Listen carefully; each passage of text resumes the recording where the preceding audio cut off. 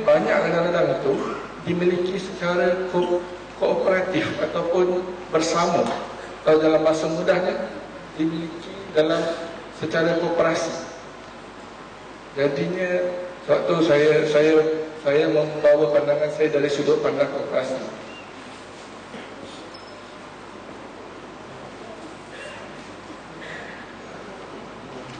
Koperasi Felda wujud tahun 1980-an lah. Jadi saya skip sebab saya tengok bahasa tak apa banyak jadinya tengok.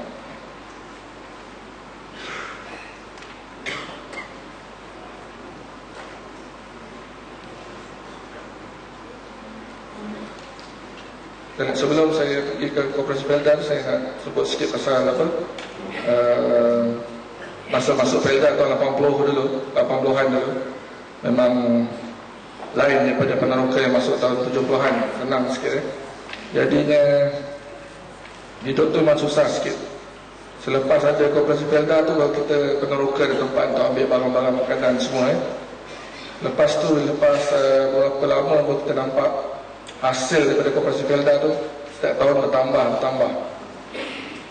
Jadinya bila saya dengar cadangan untuk senarakan Felda ni, saya sangat risau. Kenapa saya risau? Sebabnya antara banyak yang saya risau, yang saudara panel yang lain sebelumnya dah sebut janji nak bagi durian runtuh tu.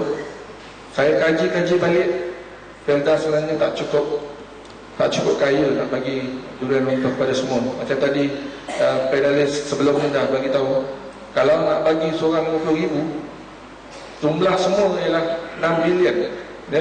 Teringat baik-baik dalam kepala kita, mana dapat duit tu. Kemudian bila dah tersenarai, kita dah tengok sejarah pasaran saham. Saya di dalam lembaga pengarah dalam Koperasi Shell, saya juga pengarah bahagian investment. Saya memantau pelaburan koperasi. Masa mula-mula saya masuk Koperasi Shell tu duduk dalam nombor 99 dalam senarai 100 koperasi terbaik di Malaysia. Kemudian naik sikit tahun hadapannya. Pada tahun lepas saya telah berjaya melonjakkan, bukan saya seorang, bersama ahli-ahli lembaga pengarah yang lain, ke nombor 11. Jadinya yang saya nampak, bila dah disenaraikan Koperasi Felda ni, kita punya peluang nak dapat pulangan dividen setiap tahun tu akan terbuka. Saya sangat risau bila disenaraikan turun naik harga saham. Apabila pasaran merudum, kita tengok poin saya nombor 3. Bila pasaran merudum, banyak pihak luar yang ada modal boleh masuk dan beli macam tu sahaja. Itu yang saya paling risaukan. Bila orang boleh masuk beli macam tu sahaja, apa yang tinggal pada kita? Memang kita dengar lipan-lipan saudara Ahmad Mazam tersebut, tak ada seinci pun tanah peneroka yang dia nak ambil. Betul, tapi bila dah disenaraikan, kita tidak tertakluk dalam undang-undang Felda lagi. Kita adalah satu syarikat kesenarai yang tertakluk kepada kuasa pasaran. Umum pun tahu kuasa pasaran bukan kita. Dalam pasaran Bursa Malaysia, 60% daripada urusan harian, urus niaga harian adalah dikuasai oleh pelabur-pelabur institusi asing, dan sebab selebihnya oleh KWSP, dan balance sikit saja pada pelabur-pelabur muncik. Jadi kita tengok pelabur luar seperti Goldman Sachs, syarikat George Soros, mereka melihat semuanya dengan perkembangannya dengan seronok, sebab mereka ada duit. George Soros dia ada bukan bilion, trilion. Bila masa, bila harga merudum, dia boleh masuk lagi. Sebab komoditi, harga makanan, komoditi pertanian adalah benda yang semua negara nak pegang. China nak pegang, Amerika nak pegang. Sebab ini adalah sumber yang sentiasa diperbaharui. Minyak akan habis. Saya bekerja daripada syarikat minyak Shell. Dan sekarang susah nak cari minyak. Harga minyak semua naik kan, sebab tak ada dah minyak yang mudah. Cara minyak yang akan datang ialah daripada sumber-sumber tanaman. Minyak kelapa sawit adalah sumber yang paling murah yang ada di pasaran. Jadi jangka panjangnya, saya fikir bukan hanya ladang kita je yang boleh tergadai. Silap-silap bila kita dah dapat tuan baru yang dah kuasai Felda ni, mereka nak untung. Silap-silap kita punya tapak rumah pun semua pun dia akan ambil. Bukan dia akan ambil, dia akan fikirkan macam mana. Kalau saya dalam syarikat asing tu, bila saya dapat kuasai satu syarikat sebesar Felda ni, saya akan fikirkan bagaimana saya nak kurangkan kos, bagaimana saya nak maksimalkan keuntungan. Saya dah tengok ladang saya dah, mungkin saya akan ubah cara untuk maksimumkan pengeluaran hasil. Saya tengok ada lagi tanah-tanah kosong dalam Felda ni. Macam mana kalau kita kelompokkan semua penduduk ni, kita guna tanah untuk tanam. Itu mungkin fikiran mereka. Kalau saya mula terfikir begitu, mereka orang-orang yang di luar, dia tak pernah turun Felda. Dia orang duduk daripada pejabat New York, daripada pejabat KLCC. Dia orang fikir, dia orang tengok pada dia orang benda tu, yang punya akaun untung buku. Bagaimana nak kurangkan, bagaimana nak maksimalkan. Sama dengan syarikat saya kerja, itu adalah usaha berterusan. Kurangkan kos, naikkan keuntungan. Memang di mana-mana. Jadi bila dah ini berlaku, memang kita tak boleh nak halang. Nasibnya kita. Saya generasi kedua. Saya risau dengan adik-adik saya risau dengan cucu peneroka. Semua akan mewarisi itu. Walaupun saya tak banyak pengalaman banyak ahli panel lain, tapi saya tetap berhadapan untuk menyuarakan suara anak peneroka.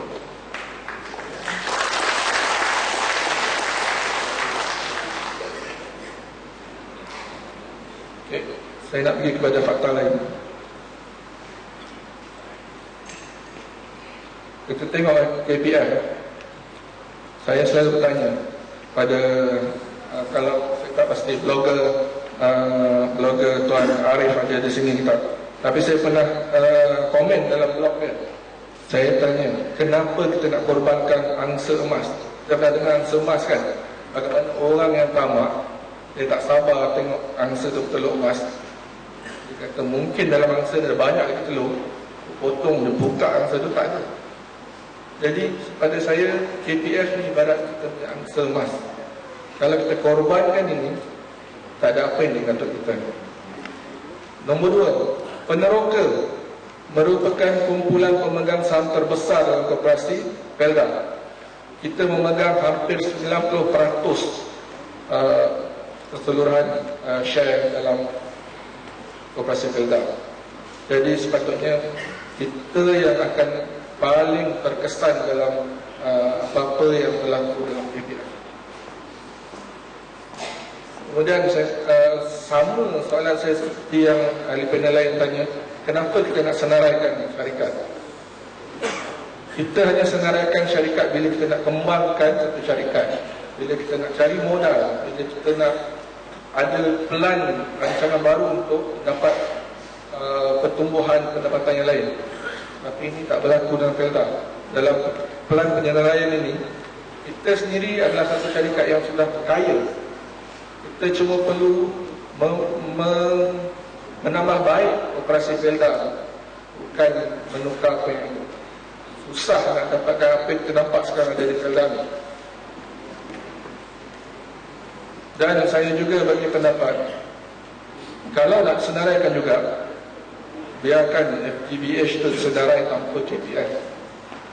Maknanya KPI masih lagi beroperasi dengan anak-anak syarikat yang lain. Beta Global tu, kita tengok ada bagaimana dia boleh pergi dengan dia kata dia nak senarai dengan tanah yang bukan tanah peneroka kan. Kita nak tengok sejauh mana dia boleh pergi. Adakah tuan-tuan yakin dengan rancangan mereka? Saya sendiri tidak yakin. Sikit pun tidak yakin. Jadinya kalau kita teruskan juga, kita sebagai peneroka, anak peneroka, mesti menghalang mereka bawa KPF dalamnya. Saya tak tahu macam mana AGM KPF baru ini telah luluskan, tapi saya harap kita punya lawyer Puan Haris akan memfailkan sesuatu untuk sama ada membatalkan ataupun buat semula ke macam mana. Sebab kita sendiri tak tahu bagaimana perwakilan itu dipilih. Adakah tuan-tuan tahu bagaimana perwakilan dipilih? Tak ramai yang tahu Kita macam proses tu sama. Jadi kita nak kalau boleh bagi satu ruang terbuka untuk semua peneroka, siapa yang datang boleh datang dan tanya betul ke peneroka nak. Saya tak rasa ini yang peneroka nak. Cadangan saya yang lain untuk penambahbaikan Felda, sekiranya kita tidak disenaraikan. Sekarang Koperasi Felda berada di tangga kedua, koperasi terbaik, koperasi terbesar di Malaysia. Tahukah tuan-tuan koperasi nombor 1 koperasi apa? Bank Rakyat. Bank Rakyat itu adalah koperasi terbesar. Saya suka sebab saya duduk dalam negara koperasi saya suka memerhati penyata keuangan koperasi. Ini ialah penyata tahunan pun. Sebagai ahli koperasi, tuan-tuan pernah selalu tengok laporan ni. Laporan ni kita boleh dapat melalui laman web ataupun kita boleh minta dari pejabat-pejabat Felda anda. Ya, sebagai ahli anda patut dapat dan tengok apa operasinya. Memang bagus operasi Felda. Saya sendiri banyak berpandukan kepada operasi Felda untuk menambah baik operasi saya. Jadi untuk menambah baik lagi operasi Felda ini sebenarnya sukar, tapi ada lagi ruang yang kita boleh menambah baikkan. Contoh, mengapa Bank Rakyat terus menerus menjadi nombor 1? Dia punya operasi peruncitan perbankan runcit yang sangat maju. Bila orang sebut nak buat loan personal, mesti orang ingat Bank Rakyat sebab dia tawarkan paling mudah, paling murah. Ya. Bila orang sebut nak pajak ganda Islam, mesti orang ingat Bank Rakyat sebab dia punya skim arahan dia sangat berjaya di merata-rata tempat semua ada. Sebab itu saya cadangkan melalui KPF kita boleh minta lesen untuk bank koperasi Felda. Ya, kita boleh. Saya rasa warga Felda sendiri dah cukup besar untuk kita perlukan satu bank kita sendiri. Bagaimana kalau saya sebagai peneroka, saya sebangga kalau dapat berurusan dengan bank koperasi Felda. Saya nak buat pinjam kereta, pinjam rumah, semua saya akan gunakan bank ni. Jadi bila kita gunakan bank yang koperasi kita, secara tak langsung kita meningkatkan pendapatan. Memang akan ada bank akan kenakan keuntungan, tapi semua urusan niaga pun begitu kan. Jadinya kita pusingkan ekonomi kita dalam kelompok kita. Ya. Saya cadangkan lagi, selain daripada tu, kita ubahkan arah ni daripada Felda untuk pergi dekat mana, kalau saya kat Jengka tu pergi mana tu, Kiat Jerantut untuk pajak gadai kan. Baik kita tunggu ke arah di bawah kita kan. Kita simpan sendiri kita punya apa. Bila kita nak pakai wang kita pergi ke KPF sendiri. Bila kita dah ada kita boleh tuntut balik. Semua benda yang berkaitan dengan kewangan kita boleh gunakan KPF. Juga saya cadangkan ramai anak-anak peneroka yang di Felda, rakan-rakan saya masih berada di Felda. Mereka kadang ada keinginan nak berniaga semua. Kalau kita dapat sediakan skim pinjaman mikro ya, untuk anak-anak peneroka berniaga, untuk bukan sekadar anak peneroka, wanita di dalam Felda, isteri peneroka yang muda-muda nak berniaga. Ini sangat bagus untuk merangsangkan ekonomi secara mikro, ekonomi kecil-kecilan. Ya, perniagaan kecil-kecilan sangat senang dibuat dan ada sedikit modal dia dah boleh dikembangkan.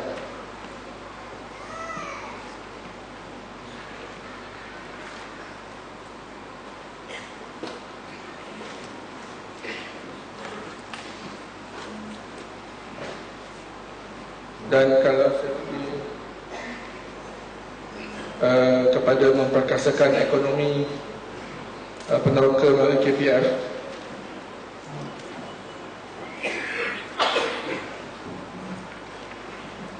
cadangan saya yang lain ialah majukan balik cawangan-cawangan koperasi Felda, di cawangan-cawangan kecil koperasi di setiap Felda. Kalau macam saya, di Jengka saya ada koperasi Felda 32, biasa terlibat dalam operasi transport, lori dan macam-macam. Tapi tak banyak koperasi ni yang masih hidup lagi kan. Ada yang hidup segan mati tak mahu. Jadi kalau kita buat KPF ini boleh bantu, bukan bantu segi keuangan, bantu dari segi teknikal, bantu dari segi hala tuju, bantu dari segi bagi bisnes, ya? Dan pantau. Dia tak boleh bagi saja, sebab pengurusan ni memberikan wang ni perlu pantauan, kan? Kita boleh memajukan ekonomi koperasi, anak-anak syarikat koperasi itu sendiri. Dan last sekali saya punya cadangan, berdasarkan saya punya perjalanan, saya lihat kalau kita boleh kalau katalah diberi peluang untuk tukar operasi, cara model operasi Felda tu, saya rasa model cara koperasi adalah terbaik. Sebab sekarang ni kita sebagai anak peneroka, saya tak nampak dengan jelas pendapatan kita ke mana, macam mana cara dia timbang, macam mana apa yang dipotong, apa semua kan. Dengan cara koperasi, saya lihat contoh macam di New Zealand, semua orang hantar hasil kepada satu pusat pengumpulan koperasi, dan mereka nampak dengan jelas telus hasil-hasil mereka dan digradekan, dan hasilnya dibagi sama rata. Kita dekat Felda, penggradean tak kira kelapa sawit ataupun getah, kadang-kadang tu kita tak boleh komplain. Kita tak tahu apa status penggradean kita kan. Itu yang menyebabkan ramai orang tak berpuas hati kan. Jadi cara koperasi ni sebenarnya kalau kita gunakan dengan cara telus dan transparent, sebenarnya sangat berkesan untuk kita memajukan ekonomi anak-anak Felda dan generasi akan datang. Itulah cadangan saya. Harap semua boleh balik ke Felda masing-masing dan bincangkan dengan ahli-ahli peneroka di kawasan anda bagaimana kesan penyeraian ini dan apakah pelan kita akan datang untuk menambah baik lagi Felda. Sekian, terima kasih.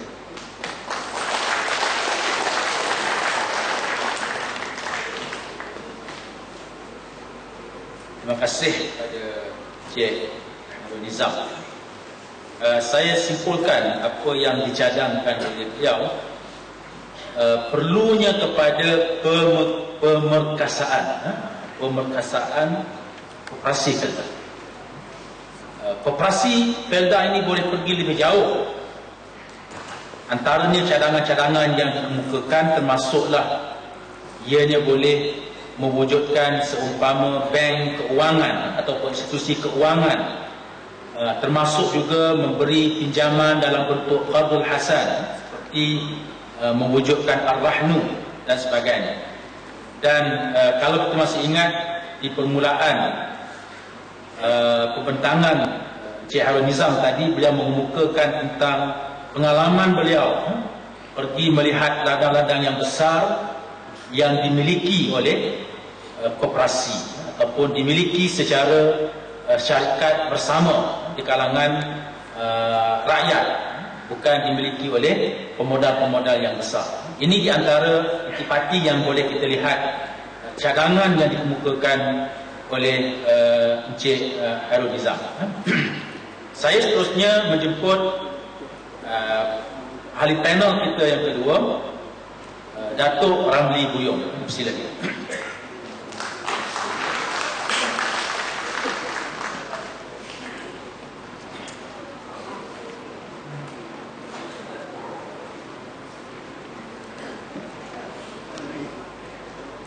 Bismillahirrahmanirrahim. Assalamualaikum warahmatullahi wabarakatuh. Majlis yang saya hormati Datuk Paduka Besar Musa dan